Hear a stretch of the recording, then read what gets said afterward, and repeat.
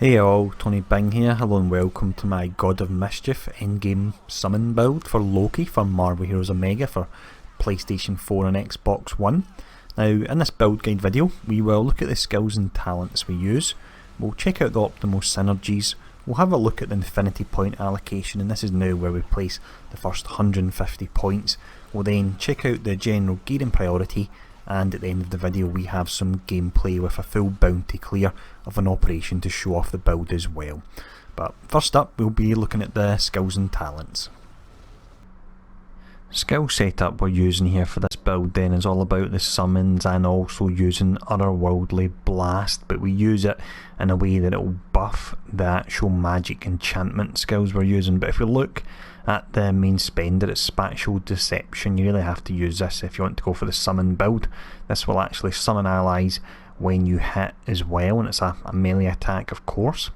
We then have hard light spikes, so you've got your damage packet, your vulnerability, and then your additional 20% vulnerability from Loki's illusion powers. This works really great with this setup.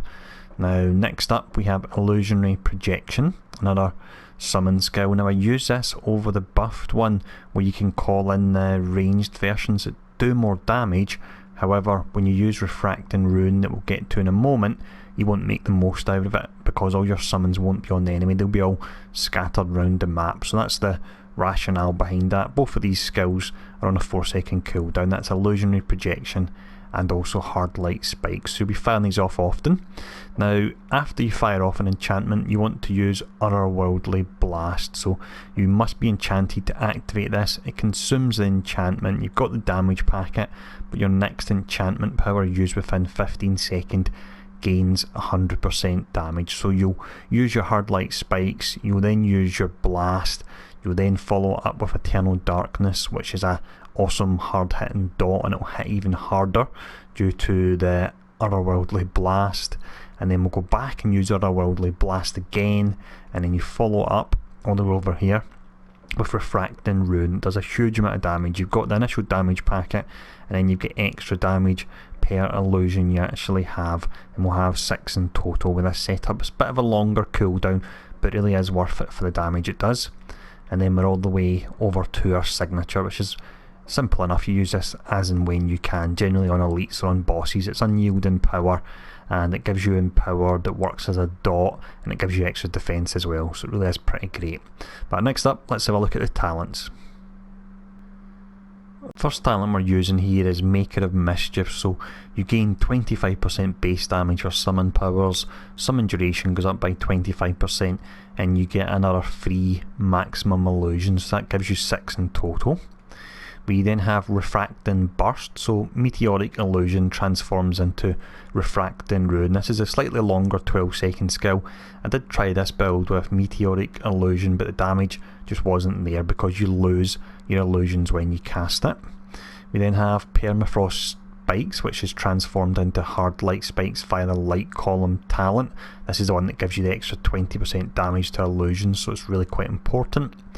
Next up, it's Eternal Darkness. I choose this here because out of the various options we've got, as mentioned, the light beam one doesn't work that great because when you're casting your big nuke for your summons you won't be hitting enemies because they'll be all the way around the map.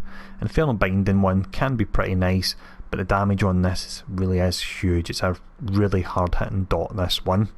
And then finally we have Dark Bolt, so this will actually give us more damage for Eternal Darkness, and that's the reason we use it, purely for that, even though we're not using the Bouncing Bolt.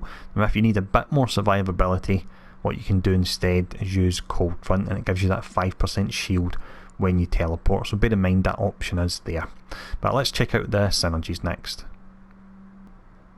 For the synergies here we start off with the primary attributes, durability and intelligence. That's covered by Beast and also Luke Cage. The more generic ones would be Blade, Hawkeye, Hulk, She-Hulk and Squirrel Girl, you know them by now. And then I like to use Doctor Strange and Rocket because they'll both provide 5% either magic or summon damage. And then of course we have magic, and if we scroll down because she's a mega prestige hero, you get double health on hit, so you're actually getting 150, which is pretty nice, and you get 10% summon damage from her alone as well, so that really is pretty awesome. But next up, what we'll do is check out the infinity point allocation, and we're now looking at where we would place the first 150 points.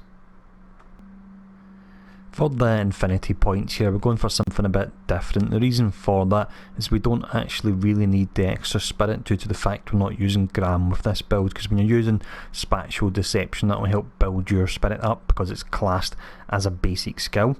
But for the point allocation, currently using the space gem, and I've got 4 points into durability. That gives me the first 2 space masteries, which is your medkit causes you to take 10% less damage for 5 seconds, and that overall increased damage reduction of 1%, and that's overall after everything else is taken off, so it is actually better than it looks at first kind of point. But then we then have the mind gem, and I've got 2 points into intelligence here, and this means when I critically hit, I regenerate 0.5% of my maximum health. There's no real need for me to go for the increased cost reduction there, because I simply don't need it at all. But next up, what we'll do is check out the general gearing priority. For this section then, we'll look at the general gearing guidelines that you want to adhere to for this build to make the most of it. Now, when it comes to the legendary, I'm still using the same one I would use on my Gram build. It's the Belt of Apocalypse, but you can also use the Macran Crystal. The reason I'm not using the Warlock's Eye is that half of my skills don't have the magic tag, and the reason I'm not using Neptune's Trident is because half of my skills don't have the summon tag, so that's the reason why you want to go for a more generic legendary. And the Belt of Apocalypse works very nice with the health and defense because we are going within melee range. We then have the Malekith Medallion. I really wouldn't swap this out at all because, again, as mentioned before, the health on hit isn't per second, it's per dot, so it's exceptionally powerful. For the Catalyst, you still want to have the regenerate spirit on your medkit, otherwise you will eventually run dry even when you're using spatial deception in place of Gram, and if you can get health on hit, that works out nice as well. Relic would be the same as our setup. We're going for a hybrid relic with ranged and melee because we're using ranged and melee skills. Slight change for the artifacts. Mental Focus Headband would work great because the intelligence and the flat damage will work on our magic skills, but it will also apply to our summons as well. And on top of this, you can see the power radius goes all the way up to 15%, so when we blow up all these summons with that hard hitting 12-second skill, you've got more chance to hit enemies if the radius on it is bigger than 15%. It's actually quite a big difference there. And then you've got more generic ones you can use there, like the Gem of the Cursed, or you've got the Edge of Infinity that's now dropping, and then of course you've got the modified Broken Crown as well there, which is perfect for them. But what we'll do to finish up the video is we'll show off some gameplay, so run through the Cursed Terminal once more. As always, I do hope you enjoy this. If there's any questions, feel free to ask, and I'll see you all again soon.